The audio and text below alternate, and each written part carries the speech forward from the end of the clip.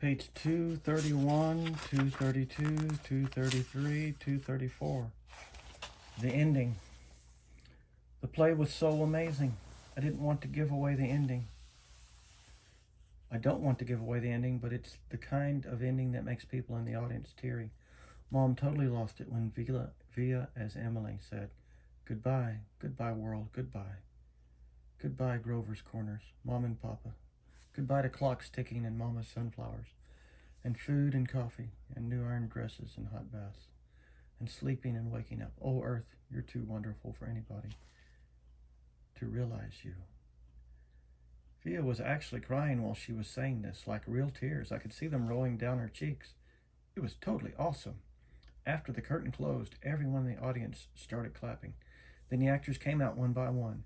Via and Justin were the last ones out. And when they appeared, the whole audience rose to their feet. "Bravo," I heard Dad yelling through his hands. "Why is everyone getting up?" I said. "It's a standing ovation," said Mom, getting up. So I got up and clapped and clapped. I clapped until my hands hurt. For a second, I imagined how cool it would be to be Via and Justin right then, having all these people standing up and cheering for them. I think there should be a rule that everyone in the world should get a standing ovation at least once in their lives. Finally, after I don't know how many minutes, the line of actors on stage stepped back and the curtain closed in front of them. The clapping stopped and the lights went up and the audience started getting up to leave. Me and Mom and Dad made our way to the backstage. Crowds of people were congratulating the performers, surrounding them, patting them on the back. We saw Via and Justin at the center of the crowd, smiling at everyone, laughing and talking. "Via," shouted Dad, waving as he made his way through the crowd.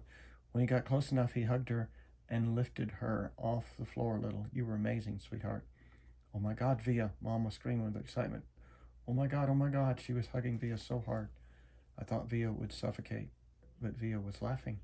"You were brilliant," said Dad. "Brilliant," Mom said, kind of nodding and shaking her head at the same time. "And you, Justin," said Dad, shaking Justin's hand and giving him a hug at the same time. "You were fantastic." "Fantastic," Mom repeated. She was honestly so emotional she could barely talk. "What a shock to see you up there, Via," said Dad. "Mom didn't even recognize you at first," I said. "I didn't recognize you," said Mom, her hand over her mouth. "Miranda got sick right before the show started," said Via, all out of breath. It wasn't even time to make an announcement. I have to say she looked kind of strange because she was wearing all this makeup and I've never seen her like this before. "And you just stepped in there right at the last minute," said Dad. "Wow.